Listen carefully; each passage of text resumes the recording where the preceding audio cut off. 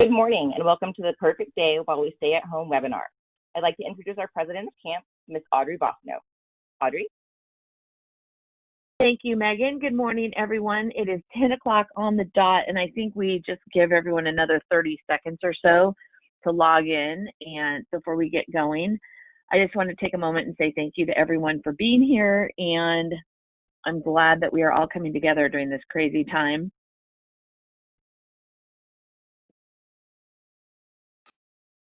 Thank you, Audrey. Thank you, Katie. On these kinds of things, it's like there's punctual and then there's LO time, right? So, I always think it's interesting. Like, we have a number of people who are here, and I want to respect that. And then we have the rest of the industry who kind of shows up, a few minutes late. So anyway, so we'll get this going right now. So I just want to take a moment and say thank you to Katey, who has graciously offered to come and run this webinar for us. I don't know how many of you on the call are veteran, work from home people. I am not one of them. So it has been a challenge for me to adjust to learning to work out of my house, and my kids are here, and, our family is here, and another kid has shown up and is now here, even though he doesn't live here. And and my husband, anyway, all of us are adjusting to this. So when I saw Katey post on LinkedIn, her perfect day while we stay at home, I'm like, oh my gosh. So Katey is a nationally recognized trainer. She's a business coach. She's a sales consultant. She's been in the business for a million years, like most of us. And she has a ton of sales and leadership experience. She's trained over 35,000 realtors and loan officers, and she's written a book. So she's going to go through parts of that today, and we're just going to have a discussion, and we're going to come out of this with just a little better idea of how to spend our days at home. So Katey, take it from here. Well, thank you, Audrey. Thanks for having me on this webinar. I appreciate all of you that took the time to log in today. I am still mastering the use of Zoom and where I have the angle of the camera. So those of you that follow Katey Lance, she had a step-by-step. If you're using Zoom, just things like assume the camera is always on when you log in, which I thought that was hilarious. I'm wondering what people have been seeing on Zoom that they weren't supposed to be seeing, but that could be funny. There's been a lot of things being seen on Zoom right now. I'm hearing the funniest stories ever. So please take note of that. Do not take the camera into the bathroom. Do not go to the bathroom and leave the camera thinking no one can hear you from the other room, right, because they can. Oh yes, they can hear you flush. They can, yes, they hear all that. They hear you yelling at your kids and all these things. It was really funny. So some of the things that she had posted yesterday just made me giggle. And I said, one of the things is also letting family members know when you're on a Zoom meeting. So it's like, hey, I'm on a meeting, maybe, creating some space where those things are important so you can pay attention. And Audrey, I just wanted to say this, empathize with you and probably a lot of people on the call. I'm the same way. I've been an outside salesperson my whole life. I am used to being out and meeting with clients and doing events. And a lot of what I do is public speaking, obviously in large groups, and so I had, I think, day 2 of the, shelter in place order for the San Francisco Bay Area. I didn't take a shower until almost noon.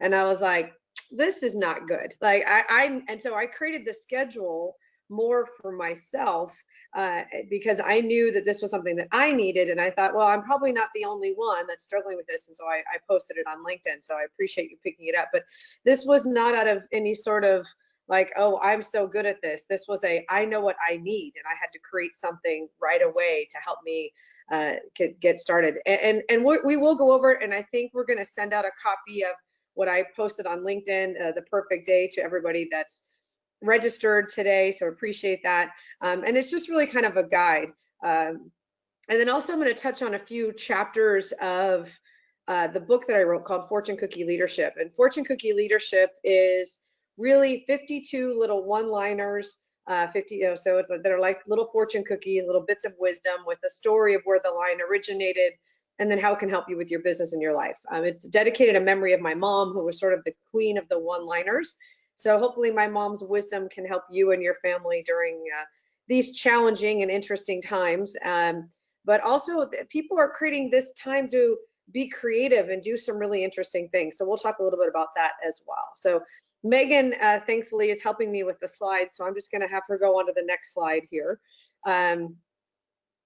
This is really talking about what are our goals, and we're going to talk a little bit today of not just what your goals are, like what is my goal today, and we'll talk about that, but also, so what are the things that we can take as a benefit from some of this time? What are some of the goals that we're going to do that might help us even when this is over? Like a lot of people are posting and saying, this too shall pass. We don't know when, and we're praying for those people that are in the medical field. I know right now the Pope is doing a worldwide prayer for the medical community and those people that are affected by this terrible virus.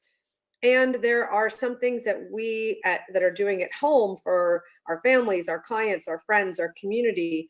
So what is that goal that you can do, and then creating a plan around it. So okay, next slide, Megan. One of the things we're going to go over a few of the chapters from my book, and so we'll just touch on a couple different things around what we're doing in alignment, and just some sort of around the schedule itself and how we can work on that, and then just a little bit about perseverance. Okay, next slide. All right, we're getting this down. I got this. All right, so chapter 9 of my book is called "Does the Audio Match the Video?" And what we really want to talk about with that is kind of like, does what you say you want and what you're doing, are they in alignment, right? Is everything lined up? And so here, next slide, Megan. This is what our actions demonstrate our commitment. And I think a lot of people are doing a great job with committing to the health of our community and our friends and our neighbors and our family members by staying at home and working from home and doing social distancing. And it's interesting around what are you doing to back up that commitment? Are you staying in touch with clients? Are you texting people? Some of the things that we're talking about is not just social media, people some banging around social media, but social media distancing, right? How much of these things are you really spending time on? Audrey and I were talking earlier about that. We don't watch a lot of the news because it gets into my head and sometimes becomes very negative. And so having to focus on positive content, positive information, not being Pollyanna and completely ignoring other things that are happening, but not necessarily spending a massive amount of time with that. We need to have a super high level of compassion and empathy during these times, and be exceedingly human, be exceedingly great leaders out there in the marketplace, because particularly in the mortgage and real estate business, people are coming to us with these questions and what does these things mean? And so being a leader is not just a title that you have. Being a leader is how you can provide positive content, how you can provide information, how you can be that trusted advisor and moving things forward. Some simple things on, is your audio matching your video? I watched a video this morning of a doctor in Michigan talking about when you go grocery shopping, that when you come back, think that all of your packaging has been covered in glitter. And your job is to wipe off and clean off all the glitter before it goes into your cabinets and your refrigerator and things like that, to really reduce any contaminants. And so those are just sort of some actions that take a little bit of extra time, but they're really going to back up your commitment. All right, so next slide, Megan. I always say when the audio matches the video, is kind of like when you're watching police shows, right? So I'm a big Law and Order fan. I think during this time I'm watching maybe far too many Law and Order reruns, so I'm having to pay attention to my TV hours. But you see this all the time in police shows, where the suspect will be talking and what they're saying is not lining up with their actions. And so it becomes very obvious. And it's obvious to us as watching these people on TV. It's like, oh yeah, that guy, he's the one. He's going to be the one that whatever was breaking and entering. So we have to know that same thing happens for us, that when our alignment of our words and our actions is off, that it's apparent to everybody around us. It's apparent to our kids, it's apparent to our teams, to our coworkers, to our clients. So having that alignment of your words and your actions may be the videos you're posting. It might be the videos that you're making. It might be some of the articles that you're reading, and what are the things that you're sharing online that are they in alignment or out of alignment with what you are committing to doing and those actions going forward. All right, next slide, Megan. So if your actions demonstrate what you want, sometimes you can be, are we helping or are we hurting? I'm a Lucy fan. I like Lucy. She's going to tell you where to go and how to get there. But sometimes when we're sharing, like she's a psychiatrist, right? There's in this picture here of Charlie Brown, that is she sharing helpful information or is she shouting? So sometimes there's that, am I helping or am I hurting? And there are a lot of people in this time that need our help. And so we really want to be advisors to our clients, to our family, to our friends, and really be engaged with them to be a helpful resource during these challenging times. And sometimes the resource information is, I'm not sure. We're going to have to figure this out.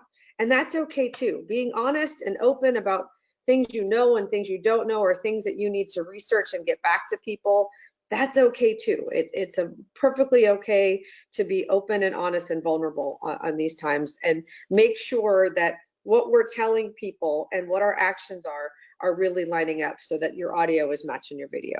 Okay, next slide. This is chapter 12. It's called Life Doesn't Happen to You. And really what this means is that, yes, this shelter in place happened to us, 100%. This virus happened to us. It's happening to our world. It's happening to our communities. But there's a difference between these things happened and it happened to me, right? The virus didn't decide to come and ruin your life or your week. I have a daughter who's a senior in college, and her senior season of rowing at St. Mary's College just got canceled, and she's sad about it. But it wasn't that it happened to her, it's just happening. So how do we adapt when these things happen? What perspective can we have? There's a saying, I have a friend of mine, she says, you can't see the picture from inside the frame. So how do we take that step out of the frame and look at the picture and say, okay, this happened. What do we need to do? How can we adjust? How can we adapt and move things forward from there? So the next slide. I don't know how many of you guys know Jocko Willink. He's written several books. His first book was Extreme Ownership. And one of Jocko's mantras is really around discipline equals freedom. And at first, it took me a little while to get my brain wrapped around about what does that mean? I used to work with Jocko at the same mortgage company many years ago, and he would do a lot of our trainings, and I got to know him personally. And Jocko was all about that if you set the discipline in place for yourself, it gives you options down the road. If you have the discipline to wake up at a certain time, get your exercise, get your water, eat well, you're doing the activities every single day, it creates opportunities for you to have freedom down the road. If you're going to be really good about your food choices, for example, we were talking about this, Audrey and I were talking about this earlier, about we can now take the time to maybe meal prep a little better that we didn't do before. And so that creates freedom that, when I feel like making cookies, I have the freedom to do that because I've been eating really well the last several days. And so the cookies today may not be as devastating as if I've been eating cookies every day. So some discipline around some basic things create some freedom for you. And I think that there's a couple of things. Jocko does a lot of posting on Instagram, and I watched one of his posts this week and really was talking about, I'm actually reading off this list over here, you see me turn my head here, is that it's real. This is real, and that we need to get things very simple and have a simple messaging to our people, because in the times of confusion and uncertainty, people are looking for something they can hold on to, some piece of information, some ideas that will help them understand how to get through the next few weeks as we move through this time. And we don't know if it's going to be how many weeks or a few weeks, but we've got to create some of that discipline around creating those kinds of positive messages and leading with those messages. simple things of leadership around, if you run a team and you're used to do management by walking around, you used to walk in and touch base with people and how you doing, how are you doing that differently now? How are you getting creative around that? How are you reaching out? Is it text? Is it Zoom meetings? Is it everybody post in a group chat around the funniest kid picture that they have from their childhood, or just interesting, fun things you can do with your team that you might not have done before. So learning how to really manage your team, but also stay massively connected to them is really, really important. Communication, contact is just invaluable during this time. It is not the time to sit in our pajamas until noon. It's the time to be proactive. It's the time to reach out to clients, to friends, to family, to your teammates, and move forward from there. And I think what Jocko is also one of those, how do you take that step back? How do you take that step out of the frame to take a look at the picture, so that even though these things have happened in life, it didn't happen to you. It just happened. And so how are we going to react? How are we going to find some of the silver lining with this? I talked with somebody this morning that's in the infrastructure industry and infrastructure projects, and they're doing a lot more of the road work now because there's less people on the road. And I was like, well, that's a silver lining, so that when we get back out on the roads, that the roads may be in better shape. So there are these things that may even be happening that we're unaware, but when we create these simple disciplines for our life, it creates freedom for other options down the road. And it creates the freedom for your connections with your teams, connections with your clients. Next slide. I think a lot of what is happening right now, and you can read this quote from Zig Ziglar, what comes out of your mouth is determined by what goes into your mind. This is a Zig Ziglar quote, but there's a lot of stress and worry and uncertainty, and that is all true. And you could spend all day watching the news and reading articles around fear and be caught up in it. It's very easy. It's actually part of the brain that's easiest to trigger, is the fear part of your brain. So what are you going to put into your mind? Is this the opportunity to stick your head in the sand? So my fiance, Chuck Miller, was actually saying that yesterday. I had the news on for a little bit, maybe longer than I should have. And he looked at me and said, I'm going to go upstairs and stick my head in the sand. And it made me laugh. But then it was like, you know what? There's some value to that. Some of the things that I'm watching on the news, on the national news, does it really impact my day? Is it really going to impact my family? Is it impacting my clients? No. Or maybe at some level I need to be aware, but I don't need to dig into it for hours and hours. And get what you need, read what, find your sources that you, the credible sources, and get that information. And then make sure you are doing things to help you with your positive content, particularly those of you that are leading teams, and maybe that team is your family. You're going to have your kids may be under stress and needing some sort of leadership from you as a parent. And so understanding that you have to feed your own mind before you can be giving and giving to others, giving to clients, giving to your team, giving to your family, that you have to create the time for yourself to refuel your tank. I have a friend of mine who's a coach. I was telling Audrey he runs an online workout program, and Jonathan said today that he's doubling the amount of time he spends reading and listening to positive content because he has to support a team. He wants to make sure that his mind is filled with positive content so that what comes out of his mouth has a positive spin to it, not only to his team, but also to his home team, his family team as well. There's a component of controlling what you can control. What is the information you can control? There are programs like Mortgage Coach. There are programs like HomeBot that are providing very, very valuable information with your clients that can provide them with information around their home, around mortgage options, a total cost analysis that can really, really help people make good decisions and put you at the center of being their trusted advisor and helping them to make good decisions. But we have to be providing our clients with that kind of positive content, valuable information, so that they can go out also and have things that are coming out of their mouth, knowing what is going through their mind. So next slide. One of the things I have been doing is I've been going on webinars. So part of my commitment to my own positive content is I'm every day this week, I have signed up for at least one webinar to listen to somebody that's a thought leader, positive content. So Patrick Lencioni is the leader in organizational health. He runs a company based out of the Bay Area. He's written lots and lots of books on leadership and organizational health. And his recent book is called The Motive, and it talks about the difference between a servant leadership and reward-based leadership. And so it's a relatively quick read. It's a really good book. If you are in a leadership role, it's super valuable. And I think all of us right now, as we're out talking to clients, are in a bit of a leadership role. And that Pat Lencioni actually did a webinar earlier this week, and just talking about how we can be supportive out in the community. And these were just some of the high points that I got from the webinar. And the first one was talking about being exceedingly human.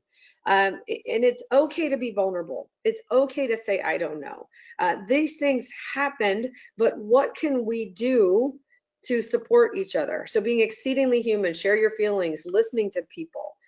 The next thing is the rallying cry. So how are you going to be rallying your team? And again, maybe your team is your home team, that around what is going to be our focus, right? For whatever, however long this time is, what are we going to focus around as a family? Are we going to do things that are for outward? Are we going to learn? What are the things that we're going to do to innovate and be creative? The other thing is be persistent. People are hungry for connection. I don't believe that at the end of all of this, people are going to complain that they got too much attention, right? People are going to love that you called them, that you reached out to them. And that's whether that be your coworkers, the people that support your business, your team, if you have one, your family members, your friends, like, oh man, I couldn't stand her. She was so annoying. She kept checking in on me and asking if I was okay. And we were just talking about things. I don't believe that's going to happen. I think a persistent connection, particularly with those people that are in your inner circle, personally and professionally, is what's going to really, really be valuable at these times. The other thing is like, get creative, right? Be silly. I don't know how many people have had virtual happy hours. I had one this week. It was hilarious. I was like, I've never would thought about doing something like that. So what are some fun, creative, and silly things that you might never do again, but you're going to do in this time together, that are going to make for great stories 6 months, a year from now? Like, remember when we had that silly contest of who could wear the silliest hat on a Zoom meeting? There's just so many different things you can do, and you can really work on having just fun, getting people to laugh. Laughter creates some chemical reactions in your brain that helps you relax. And so I think it's super valuable to create some silliness. Be silly, be fun, do different kinds of things that we can help each other through this time. And the other piece of this is, who can we help? And I think that's something that if you're in a position to help people, it is very, very powerful. They were talking about, different organizations that you normally support, and whether that be personally or professionally, that you're going to still pay. I know a lot of people that have a house cleaning service, and they're still paying their house cleaners even though the cleaners aren't coming. I know people that are saying, look, we're going to pay some different programs or vendors that support you. Like, we can't necessarily pay for our whole service. We're going to pay you something to support some of these small business owners. Obviously, we're seeing a lot of people getting takeout to support some of these restaurants that are really struggling during this time. And seeing some just wonderful things. In the real estate business, I saw something online about if you have an unopened box of food, those booties that people have at open houses, right? Take those over and donate them to the hospitals. Like those are ways that you can help. I actually saw something online yesterday about donating blood. The American Red Cross needs blood donations. Like, what kind of things can we do to help during this time? and that these things will make sure that we are doing something proactive as life happens, that we can take some ownership of that. All right, next slide.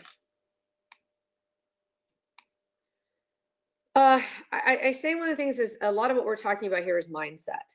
And your brain is like the Google machine. So the Google machine will always search what you put into the search bar. So if, I'm not sure if anybody here, nobody has to volunteer, but as anybody probably has accidentally typed in the wrong word in a Google search, and you're like, what was that? What just came up? And so it's something you want to be very careful at how you put things into your brain. So if you put into your brain, this is going to be really hard, this is going to be super frustrating, and you know, a lot of the doom and gloom, then that's what your brain's going to find. You tell your brain what to find in the search. If you tell your brain, this is what my reality is, but I'm looking for fun and creative ways to engage with people I haven't engaged with in a long time. I'm really going to spend this time in looking at some of these technology tools that I just talked about. You know, what are the things that you are finding interesting right now, that reaching out to your peers and saying, hey, what are the technology tools that are really working for you right now? Those are the kinds of things you do. Hey, I'm really looking forward to finding what games my kids really like to do that we can do as a family, that we can continue to do when this is over. If you tell the Google search in your brain to find positive things, it will do that. We just got to be careful what we put in the search bar of our own Google brain, as it were. Right, next slide. So chapter 24 is called If You Erase It, Replace It. And it's really around the concept of time blocking. And so with time blocking, you have to block out what's important. So actually, let's go down to the next slide, Megan. This was actually what my calendar tends to look like. I actually have it set up in Outlook with color coding so that I know what things need to get done on a week. I learned time blocking when I sold for ADP, the payroll service company, over 20 years ago. I learned this concept of, if you put down the things that must get done during the week, then you will be able to meet your sales quota. And that's where the discipline equals freedom. If you do these things, you do your prospecting time, you have your appointments, you go to your sales trainings, you go to your sales meetings, then you will absolutely hit your goals and be successful with your business. And as you can see, even in this calendar, there's plenty of white space. So the concept around time blocking is to put down the things that are most important. And that can also be family time. Like, I pick up my kids from school 2 days a week at 4 o'clock. So that goes in your calendar as a time blocked activity that cannot be changed unless you want to change it. And that's what, if you erase it, you replace it. If you move something on your calendar, you have to replace it someplace else. So the next slide is actually the perfect day itself. This was what I did that I posted on LinkedIn. I don't know how hard it is to see it. But basically, it's, you know, starting early in the morning and then getting, you know, through about 5 o'clock in the afternoon. And here's one of the things about this schedule. This was, I said, I created for myself on a morning where I felt like, where I know I didn't shower till noon that day and was ineffective and then felt sluggish. And I thought, I don't want to live this, like, I don't want to live my life like this. This shelter in place or stay at home environment, I want to create some sense of accomplishment. And what does that look like?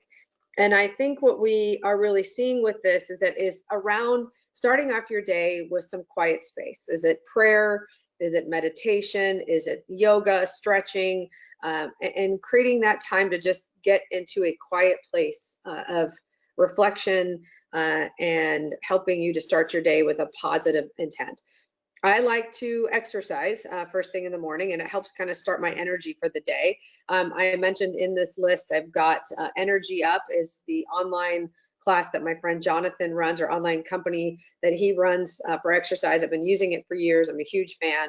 And I know Peloton is also doing online classes. My stepdaughter works for Peloton, so that's a plug for her. And so if you have questions about Peloton, you can reach out to her. So she's in there. And then go, you know, get dressed for work. I worked from home many years ago when I sold for the payroll company. And I had a separate room in my house that was my office, and I got dressed to go into the next room. Putting on, like, I have a professional jacket on today, did the hair and makeup, and I said that the hair is going to create interesting conversations for all of us. And then, eat yourself a healthy breakfast. Make those simple, healthy choices. Then, as I said, sort of the first thing in the morning is do that positive content. Watch a motivational video. Watch a podcast that's going to inspire you and put that positive energy that you need to start off your day. And then I actually am a fan of time blocking email. I think that email can suck us in, and all of a sudden you've spent an hour and a half cleaning out email. So if you can schedule time in your day when you're going to check email and then when you're going to do other projects, it's super, super helpful. The other thing is, after that, I said, call your current clients, check in, what's going on, talk to them as persons. We talked about being exceedingly human. How you doing? Yeah, I had some of that same frustration too, or my kid had that same stress yesterday, or hey, that's good information. I think, we may use that with our own family. So having real emotional, vulnerable conversations is really important. And then any, current transactions that are in place and what's happening with them. And then how can I help you? How can I help? One of the things about us in the real estate industry and mortgages is that we connect with people of all walks of life all the time. And so we are able to dot connect all the time. Somebody may need a good plumber. Somebody may have a roofing problem. You don't know, but they need a name of a good dog walker. What's the best takeout in the area? So you can provide them that sort of information. You never know how you might be able to help somebody. I talk about doing handwritten notes. I've heard some people say they don't want to do handwritten notes. They would prefer to do a video text where they're thanking somebody. You can do some fun online thank you notes. So there's lots of different ways to just do that personal touch. So I think it's important. And then one of the things we put in here in this schedule was, about every 90 minutes is moving your body. Get up from the chair, walk around, stretch, do a little dance, go outside if it's, and get a little fresh air. That it's important to continue to move your body. There is a sales trainer that I know that says he does a 50-minute rule. He focuses for 50 minutes and then he gets up for 10 and moves around and kind of gets his brain a little bit of a break. So you may want to do that same thing. This schedule was really something to use as a guide. It doesn't have to be followed to the letter. You might take this and change some things out and what you want to do. The next section was more about calls to your sphere of influence, checking in with people, and then just what are the trends, what's going on, becoming that expert, that trusted advisor. Talking to them about, if you have tools like HomeBot and Mortgage Coach, about, hey, I sent you some information, let's review it, let's talk about it. Continue to thank people, eat your healthy lunch. I put in there about doing your emails. And then doing some more walking and stretching. I was told by a doctor once it's really healthy to do a little bit of walking after you eat. It helps your body with digestion. So there you go, doctor says, go ahead and after your lunch, do a little bit of walking, stretching, just some movement to help things going. And then work on a business project. A lot of people are taking this time to learn something. Hey, I've really never delved into like I said, some of these technology tools. I'm going to really spend some time digging into that. My database has been a mess. I'm going to spend 30 minutes, an hour just working through my database and eating the elephant one bite at a time. I want to read a biography. I want to read a business book. My 16-year-old son is reading Crucial Conversations. I read it years ago, but because he's reading it, I was like, well, I should I'll read it again, and then I can have these kinds of conversations with my son. So you can also write. I said, I wrote a book. Now I'm thinking I'm going to create some time to write possibly a second book.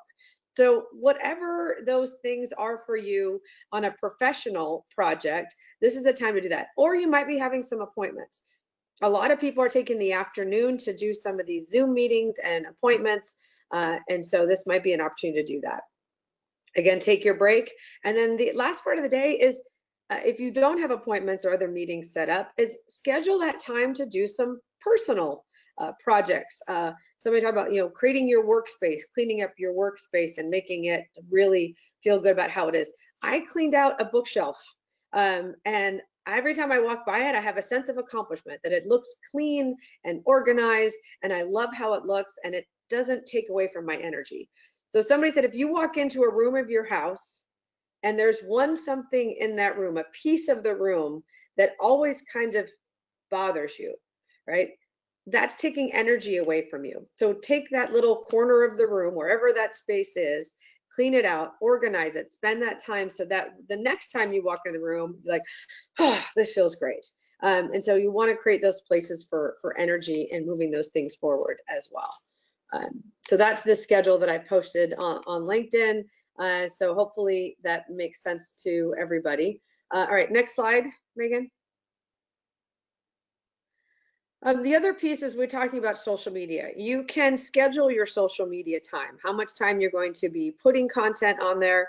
These are some of the positive things you can do with social media and some strategy. I think I mentioned before, my friend Katey Lance wrote a book on social media and how to really work it in your system. Recommend following her and taking some of her advice on these things around social media. But engaging people. Yesterday was opening day for baseball. My son's a baseball player. We're going to miss his junior year of baseball in high school, which is a huge bummer. And because it was opening day yesterday, I had a parent say, hey, post a picture, a baseball picture, because it's opening day. And so all of a sudden, all these baseball pictures start showing up. And it was a way to engage with other people that are like, I'm kind of bummed out today that there's no baseball. I mean, yes, are there worse problems happening in the world? Absolutely. Was it a way to connect with other baseball people and engage? Absolutely. Also, if you look on here are some of the lists, it's what can you develop? What can you prioritize? Are there people you can follow to help you with your mindset? I have a friend of mine who follows a Lutheran minister named Nadia, and she loves her content. I said, you know what, I think I want to get a little bit more faith-inspired things in my feeds. So I'm clicking on a few more things around that. What can I listen to? So there's lots of different things that you can control, and just create that time that you are going to create some positive energy around social media. And maybe that positive energy is just laughing. There was a guy on ESPN this morning that was interviewed because a lot of his Twitter feeds are funny videos. And so he gets people that like to follow him because it makes them laugh, makes them smile. So those things are okay too, to create that. So, all right, next slide. And as you're creating your appointments and your day, and whether you're using my schedule or some version of that, and putting in time for things like email and social media, sometimes it can feel a little overwhelming, like the guy in the bottom left of the picture. And the reason I have a boat, this one, is I was trained very early in my real estate career that everything is an appointment. And if that means that you've decided on Thursday afternoons that it's going to be Thankful Thursday, and you're going to sit with your kids and make ice cream sundaes and talk about what you're grateful for, that's still an appointment. So nobody has to know that that appointment is with your kids to make ice cream sundaes, but it's still an appointment. And so putting things on your calendar as an appointment means that if you want to erase it, you can move it around and replace it someplace down on your calendar, but it's yours. I have a friend of mine who is a realtor down in San Diego, and so she really was adamant about putting things on her calendar at appointments, including things with her kids. And she decided to buy a boat, and the name of her boat is An Appointment. So often she can not be available because she's on an appointment, which I always thought was fun. All right, next slide. So a lot of things people are asking me is like, okay, now in these times, what do we time block? And I think what's a time block is what's your daily goals? The traditional time blocking is lead generation and appointments, and then your family time. But I think one of the things that's really important to time block, if you're going to have these strategies, is having some daily goals. I've watched webinars as somebody says, you know, one of my daily goals is to read for 30 minutes. And your daily goals don't have to be 28 things. You may have a to-do list, but that's not your daily goals. What are the things that are important today to get done? Because I think it's important during these times to have that sense of accomplishment, to have that, wow, I had a good day, I got my goals accomplished. One of the people that I follow online said, you know what, I was up late last night, so one of my goals today is to take a nap. Like, check, took a nap. Those things are great. like taking a nap. How cool is that? And that's on your daily goal list. And so at the end of the day, like, did I get all my things done on my daily goals that I wanted to accomplish, including a nap? Yes, I did. It's a good day. So knowing what those daily goals are important. Time block your appointments, and maybe your appointments are with current clients to update them on what's going on with their loans, with their refis. Maybe it's appointments with people in your sphere. And then also your learning time, right? What are you doing with that learning time to develop yourself personally and professionally? What does that learning time look like? Those are really crucial things to time block. And also, I think one thing that I'm hearing from a lot of people that I think is really fun is that taking that white space time. People are sitting in their backyards with a notebook and a pencil and just giving their mind an opportunity to expand and think. The weekends are great for that because typically there's not a ton of appointments and Zoom meetings on the weekend. So time blocking one time a week for an hour to just sit in a quiet place with no distractions and let your mind work. Let your subconscious and your conscious mind work together of creating things or thinking about projects that maybe you haven't really thought in depth before because we were just too busy. And now you have a little bit of that white space to do some planning and things that you want to get done. All right, next slide. One of the rules of time blocking are fairly simple. If you erase it, replace it, we talked about, and then if it's not in your calendar, it doesn't exist. I happen to use a calendar. I use Outlook, and then I also use what's called a full focus planner. Michael Hyatt helped develop that one. I like that for my daily goals as well as for my some of my to-dos go in there. I write notes in there, and so you need to be able to have that sense of checking things off. If some people will use it online, they use it as on a piece of paper. I use my planner for that, and some of those things to help you to make sure that things are on your calendar because they're not going to happen if you're just thinking about them. Again, there's so many distractions right now that it's easy to forget, and so writing things down in a planner, putting them on your calendar so that you make sure that they happen are super valuable. All right, next slide. And part of the discipline equals freedom is around this concept of creating those times on your calendar that if things you have to get done so that you create that freedom for when this is over. I had a call with a friend of mine yesterday, and she and her daughter were talking about what's the thing that they want to buy when this is over. They're not spending money on gas. They're not spending as much money on going out. They feel like they're actually paying a bit more attention to their financial expenses so that they're saving some money for what they're going to buy. Where are you going to go? What do you want to do when this is over? So creating those disciplines now so that when this is over, you can go do or buy the things that you want to do or buy, and creating that freedom for yourself down the road. Because this is going to have a beginning, middle, and an end. And so creating this time with what you're doing today so that you are set up for great opportunities when this is over. Next slide. This was talking about the day before vacation syndrome. And the reason I bring this up is because a lot of people say that they get really efficient the day before vacation. So next slide. This is where we get amazingly efficient with our emails and our phone calls and our projects because we're going on vacation. And what's interesting around this is that I had this experience when I was managing a real estate office. All right, next slide. I was a manager for Keller Williams Realty. I had an office of 225 agents, a staff of 6, and I had 3 school-age kids that I would pick up from school 3 days a week. So I left the office at 2 o'clock 3 days a week. And I had just a lot of appointments and meetings and trainings and events. And I just got really, really disciplined on what needed to get done because I had to head out at 2 o'clock. And the owner of the company, of the office, said to me that I had a day before vacation syndrome 3 days a week because I had a set time to cut it off. And I think that's actually true, that it helped make me more efficient because I had to go pick up my kids. There wasn't any other alternative to that. So next slide. And so the comment I make to people is that if you want to be more efficient, take more vacation. Right now, vacation might just be, I need to finish up my work by 2 o'clock or 3 o'clock because I've got kids at home that need help with their work or their homework. Or if I can't stay cooped up all day at 3 o'clock, I got to get outside. I got to go for a walk. I've got to get some exercise. And so whatever your vacation is, create those times. And it may be every day, it may be a couple of days a week that you have that vacation syndrome.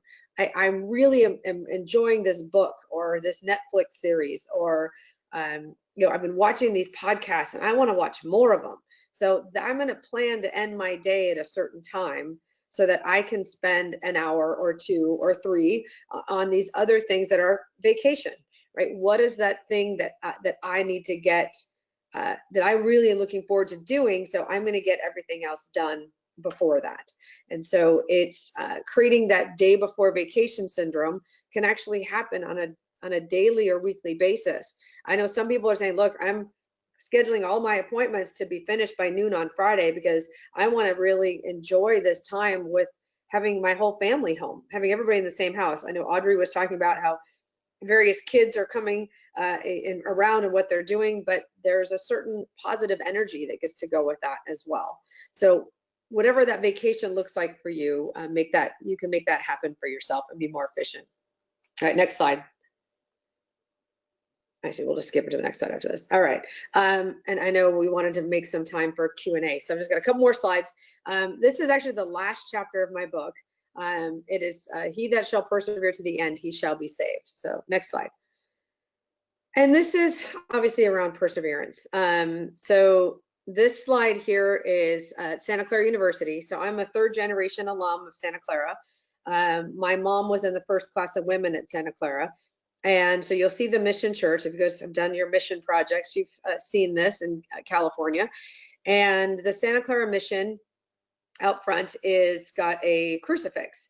And the cross, actually inside of it is the original cross from the original mission. And on the top of it is the inscription, he that shall persevere to the end, he shall be saved. Now, my mom used to say that every time she went to go take a final exam or any sort of a tough test, she would go there and just remind herself to persevere to the end, to make it through, to get through that exam, that quiz, whatever project, because she will be saved. She'll get through this. She'll get her degree. And I often did the same thing when I was a student there. And so it always reminds me of my mom when I go on campus. But I think particularly right now, we got to persevere. We've got to persevere with our relationships. We have to persevere as being a trusted advisor. We have to persevere on our faith, whatever that faith looks like for you. We have to persevere on compassion and understanding, and letting people experience whatever emotion they're having right now and persevere through that. Because it's not going to be forever. This too shall pass. There will be a beginning or a middle and an end to this. We don't know what that is, but we know that if we persevere, we have that discipline, so we can have that freedom, that we can support each other, be exceedingly human, being exceedingly great leaders, that we can really help each other and move forward. The idea around this was that creating the perfect day includes both the personal and professional, that helping you to be efficient and effective and have a great sense of accomplishment might just be on a day that you spent a lot of time with family and friends and you just had a lot of really great personal connections and conversations. And some of those perfect days are going to be where you just killed it professionally and you just knocked it out of the park, and you were doing webinars and you're recording videos and you talk to all these clients and what your pipeline continues to look at and how you're managing it, and how you're providing information on a professional level to your entire database. Whatever that perfect day looks like for you can change from day to day. And so knowing that we're going to persevere through this as a community, as a country, as a world, I believe is really powerful time for us to know that we got to persevere, and that we all shall be saved. All right, next slide. So that's basically what we've talked about today. And if you are interested in Fortune Cookie Leadership book, you can get it off Amazon. You can also email me and I can mail you a copy. I can autograph it and mail it to you. And if you have any other questions, my contact information is also on the perfect day schedule that Megan's going to send out to everybody. And feel free to reach out to me, even just to talk, chat. We're all in this together. So Audrey, did you have any questions or comments or things you wanted to Thank you, discuss? Katey, so much. So first of all, Megan, are we set up so that if somebody had a question and wanted to enter that on the chat bar, we could accommodate that? Yes. Okay, great. So if anyone would like to direct something at Katey and has a question for her, please feel free to do that now. It's funny because in the beginning of 2020, my goal for the year was I want to get caught up. Like for the first time ever. I have felt behind my entire life. And what I didn't realize is that the whole world was going to come to a screeching halt so I could finally do that. But I think that you are so right on the money with, you know, take this time and embrace it and do all the things that you've always wanted to do or thought, if only I had the moment, the time I could do it.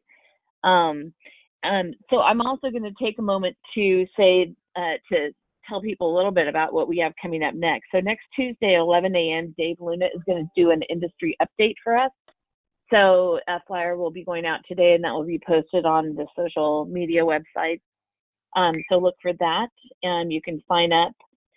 We are launching a forum on our camp website and on our camp Facebook page so that we will have a space for you to go to where if you have a question about appraisals or, you know, where can I get this loan done and what lenders are still doing certain loans and what are the recorder's offices up to, et cetera, et cetera. So look on our campsite, on thecampsite.org for that. It will be, there are different topics. If there's something on there that, or not on there that you'd like to see on there, just let us know. It is very fluid. We're just putting this together and we welcome everybody. So please extend this to lenders that you think would be interested in posting what they've got going on. And we want it to be positive. It's not going to be a place for you to, you know, complain. It will be a place for you to go to connect with people and to see what is happening in the industry. Because as we know, as an industry, we are so resilient and adaptable, and we are going to be fine. We are all going to be fine. Most of us have been through some version of this before. It's not, I mean, it's a different version, but it's still, we've been through crazy. So we can handle it. It's not a problem. I'd also like to say that if you're a camp member and you're on this call and you'd like a copy of Katey's book, let us know and we'll get it for you. We'll send it to you. So let's see, Megan, how should we do that? Should they let's have them email you and then once we, you know, we'll confirm their camp membership and then we'll take care of it from there. So Megan, let's give them your email address. My email address? Okay, your email address, baby. Yes. Do you have to announce it right now, or do you want me to send it in an email follow-up after this to all attendees? We could do it that way. That probably makes the most sense, and yeah, that'll make it easier. And are there any comments from anybody? Yes, we've got one question. I am starting out as a loan officer during this time, and I'm expected to grow my business. What can I do now during this time to grow my realtor contacts and connections? I don't have any at this time. Oh, I got a good one. That's a great one that I saw. Great question. A great idea from a loan officer actually in Arizona yesterday that they called and if you don't have any, it's a great, you can just call anybody you want. So call the realtors that you want to be developing a relationship with and say, hey, I want to know what kind of toppings your family likes on their pizza, because I'm going to be sending a pizza to your house at either 12 o'clock or 5 o'clock. What toppings do you like, and what time would you prefer the pizza be delivered? That's a cute thing to do. I would also just, I love that. I had somebody offer to send us dinner last week, and I just thought, oh my God, I would have never thought of that. That's so great. Right.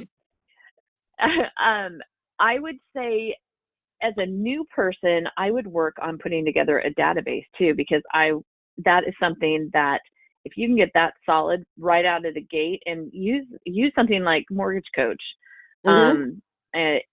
There are lots and lots of resources for you. And whoever that is, why don't you put them in touch with me and Katey, Megan, so that we can make sure that we get all of their questions answered. Right. Because especially for a new person in the industry, can you imagine you decide this is going to be your profession and boom, this happens? Like, that's got to be overwhelming. So we feel for you. It's not easy. I would also say, don't start your day with what is the market doing before you take a shower. Like, I found that if I started looking at the market and the rates were going to HE double toothpicks and I wasn't dressed yet, it would really shape my whole day. And so, get yourself together before you face reality.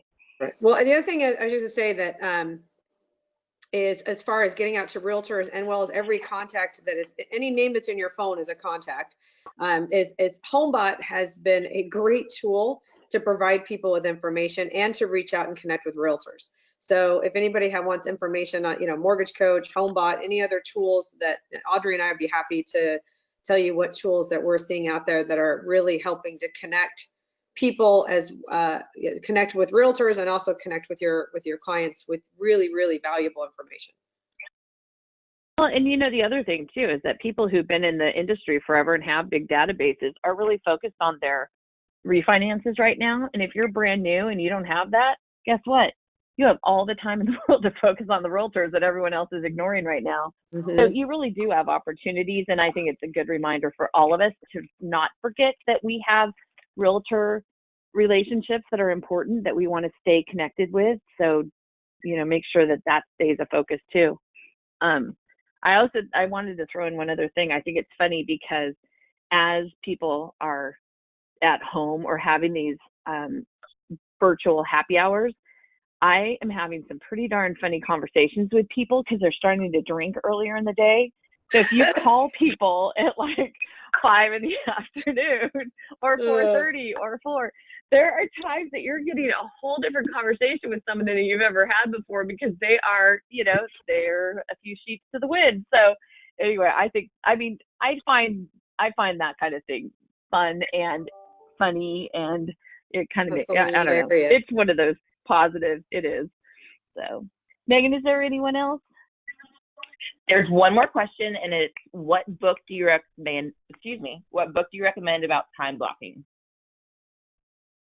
Well, my book has got information on time blocking, but actually there's some really good YouTube videos on time blocking. It's funny.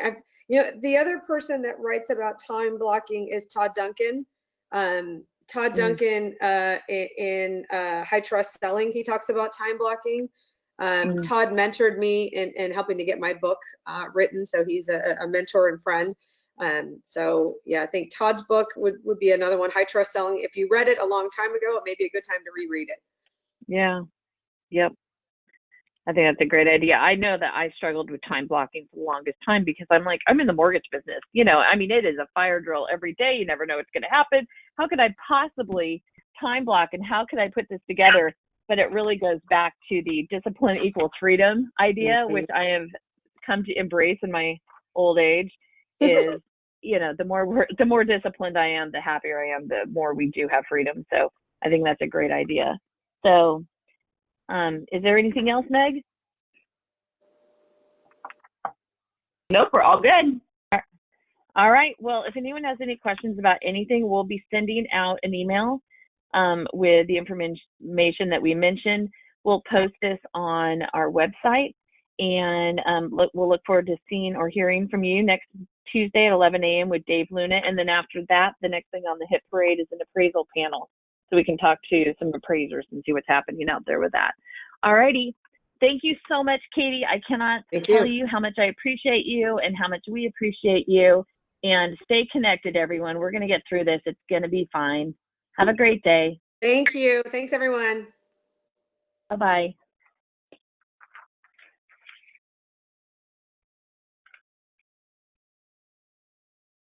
Megan?